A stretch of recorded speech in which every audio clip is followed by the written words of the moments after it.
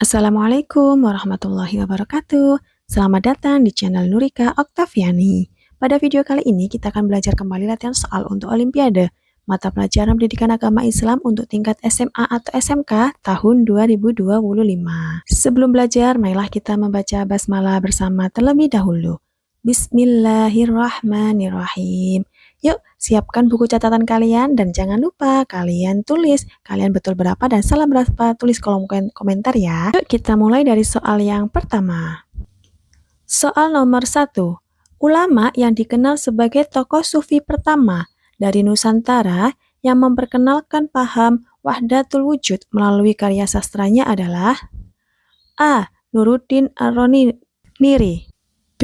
Syekh Nawawi Al-Bantani, C. Hamzah Al-Fansuri, D. Syekh Yusuf Al-Makassari, E. Syekh Abdul Rauf As-Syankili. Jawaban yang tepat adalah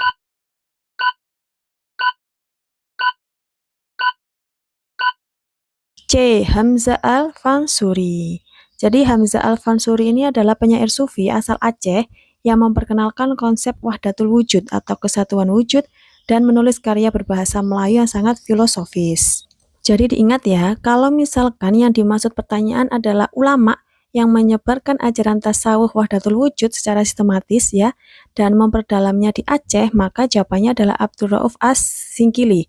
Tapi kalau seandainya yang penggagas awalnya yaitu Hamzah Al-Fansuri. Selanjutnya soal nomor 2. Tokoh ulama yang menentang dan mengoreksi ajaran Hamzah Al-Fansuri dengan menulis kitab Hujatul Siddiq Lidaf'il Al-Zindiq adalah A. Syekh Yusuf Al-Makassari, B. Syekh Abdul Rauf As-Singkili, C. Nuruddin Ar-Roniri, D. Abdus Somad Al-Palimbani, E. Syekh Soleh Darat.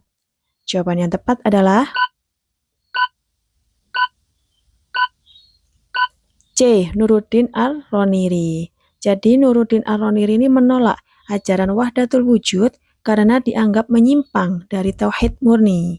Kemudian beliau menulis sebuah karya yaitu Hujatul Siddiq Lidaf'il Zindiq sebagai bantahan terhadap pemikiran Hamzah Al-Fansuri. Berikutnya soal nomor 3. Syekh Abdul Rauf As-Singkili terkenal sebagai ulama yang menerjemahkan Al-Quran ke dalam bahasa Melayu dalam karya A. Tafsir Jalalain, B. Tafsir Al-Bayan lil Ma'ani Al-Quran, C. Tarjuman Al-Mustafid, D. Sabil Al-Muhtadin, E. Nasohi Al-Ibad. Jawaban yang tepat adalah C. Tarjuman Al-Mustafid. Tarjuman Al-Mustafid ini adalah tafsir ya, karya dari Syekh Abdurrahman As-Singkili menjadi tafsir Al-Quran pertama dalam bahasa Melayu di Nusantara. Soal nomor 4.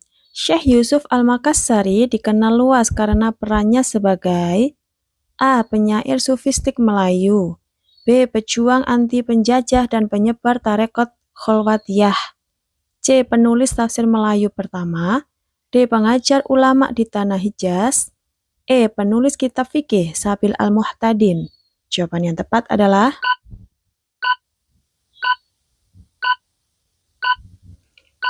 B. Pejuang anti penjajah dan penyebar tarekat Kholwatiyah. Syekh Yusuf Al-Makassari adalah ulama sekaligus pejuang yang menyebarkan tarekat Kholwatiyah dan melawan kolonial Belanda. Kemudian beliau diasingkan ke Afrika Selatan, namun tetap berdakwah di sana di Afrika Selatan. Soal nomor 5.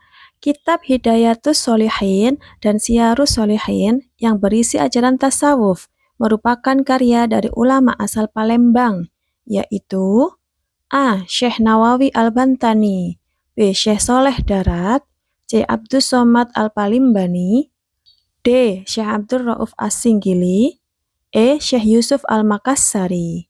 Jawaban yang tepat adalah C. Abdus Somad Al-Palimbani. Abdus Somad Al-Palimbani, beliau menulis Hidayatus Sholihin dan Syiarus Sholihin berdasarkan karya Imam Al-Ghazali yang berisi tentang tuntunan akhlak dan spiritual bagi umat Islam. Mudahnya kalau misalkan di sini ada kata Palembang, ya pilih saja yang ada kata mirip dengan Palembang, yaitu Palimbani. Maka nomor 5 jawaban yang tepat adalah C. Soal nomor 6. Syekh Nawawi Al-Bantani dijuluki Sayyidul Ulama Al-Hijaz karena A. Menjadi guru besar di Mesir, B. Mengajar di Masjidil Haram dan menghasilkan banyak karya rujukan dunia Islam, C. Memimpin perjuangan melawan penjajah, D. Menulis tafsir berbahasa Melayu, E. Mendirikan pesantren di Banten. Jawaban yang tepat adalah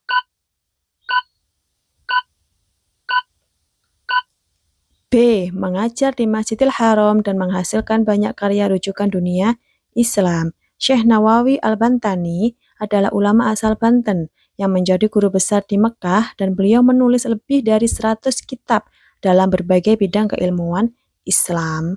Selanjutnya soal nomor 7.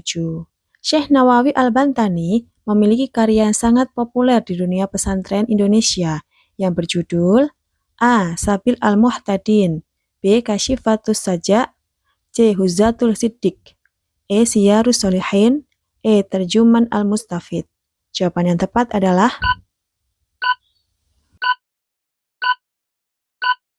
B. Kasyifatus Saja. Jadi Kasyifatus Saja ini adalah kitab tafsir dari karya Syekh Nawawi Al-Bantani yang sangat luas digunakan di dunia pesantren yang ada di Nusantara. Selanjutnya soal nomor 8. Syekh Soleh Darat Al-Samarani dikenal sebagai guru dari tokoh perempuan pejuang bangsa Indonesia, yaitu A. Raden Ajeng Kartini, B. Cut Nyak Dien, C. Dewi Sartika, D. Rohana Kudus, E. Rohman El Yunusiyah. Jawaban yang tepat adalah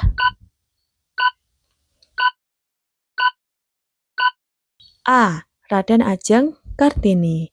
Raden Ajeng Kartini belajar agama kepada Syekh Soleh Darat dan beliau kemudian memahami ajaran Islam lebih mendalam, terutama tentang makna sosial dan kemanusiaan. Selanjutnya soal nomor 9. Salah satu pesan moral dari perjuangan Syekh Yusuf Al-Makassari adalah A. Keilmuan tidak harus disertai perjuangan, B. Ilmu dan iman harus seimbang dalam melawan penindasan, C. Dakwah cukup dilakukan di masjid, D. Cinta tanah air bertentangan dengan agama, E. Tasawuf berarti menjauh dari masyarakat. Jawaban yang tepat adalah B. Ilmu dan iman harus seimbang dalam melawan penindasan. Syekh Yusuf mengajarkan bahwa iman dan ilmu menjadi kekuatan spiritual untuk memperjuangkan keadilan dan membebaskan bangsa dari penjajahan. Selanjutnya, soal nomor 10. Persamaan antara Hamzah Al-Fansuri, Abdus Somad Al-Palimbani, dan Syekh Nawawi Al-Bantani adalah A. Ketiganya berasal dari Aceh, B. Sama-sama berjuang secara militer, C. Menyebarkan Islam melalui jalur keilmuan dan tasawuf, D. Menjadi penguasa kerajaan Islam, E. Tidak pernah belajar di Timur Tengah. Jawaban yang tepat adalah C. Menyebarkan Islam melalui jalur keilmuan dan tasawuf. Beliau ketiganya ini menekankan pendekatan tasawuf dan keilmuan dalam dakwah Islamnya, mengajarkan keseimbangan antara ilmu, kemudian antara iman, dan juga antara akhlak. Baik anak-anak, itu tadi 10 soal kita latihan untuk tingkat SMA atau SMK. Mari kita akhiri dengan membaca hamdalah bersama. Alhamdulillahirabbil alamin. Jangan lupa di-subscribe supaya kalian bisa mengetahui untuk part 2-nya. Tetap semangat belajar, semoga kalian adalah juaranya. Wassalamualaikum warahmatullahi wabarakatuh.